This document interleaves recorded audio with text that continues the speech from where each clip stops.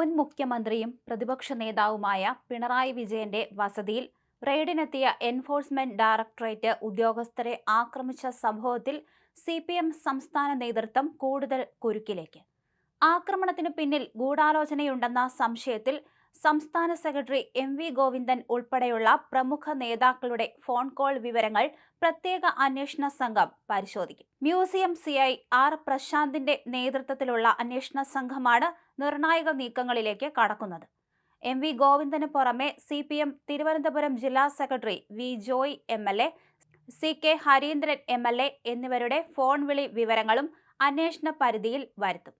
നിയമസഭാ അംഗങ്ങളായ 2 MLA മാരുടെ ഫോൺ രേഖകൾ ശേഖരിക്കുന്നതിനായി പോലീസ് ഉടൻ തന്നെ ആഭ്യന്തര വകുപ്പിന്റെ മുൻകൂർ അനുമതി തേടും.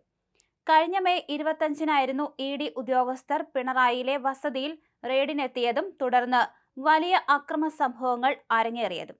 സംഭവ സമയം MV Govindan, V Joy MLA, CK Harindran MLA എന്നിവർ സ്ഥലത്തുണ്ടായിരുന്നു. ഇവർക്ക് പുറമെ ജോൺ ബ്രിട്ടാസ് MP, V ശിവൻകുട്ടി, കടകംപള്ളി സുരേന്ദ്രൻ തുടങ്ങിയ പ്രമുഖ നേതാക്കളും സ്ഥലത്ത് പ്രതിഷേധത്തിന് എത്തിയിരുന്നു.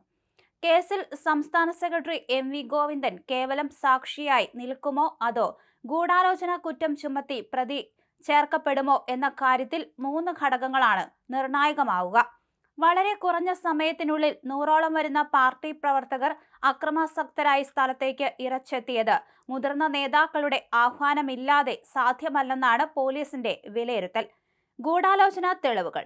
സംഭവ സമയത്തോ തൊട്ടുമുമ്പോ നേതാക്കൾ അക്രമത്തിൽ നേരിട്ട് പങ്കെടുത്ത പ്രവർത്തകരുമായോ പ്രദേശത്തെ പ്രാദേശിക ഭാരവാഹികളുമായോ ഫോണിൽ സംസാരിച്ചിട്ടുണ്ടോ എന്ന കാര്യമാണ് CDR പരിശോധനയിലൂടെ പോലീസ് വ്യക്തമാക്കുക.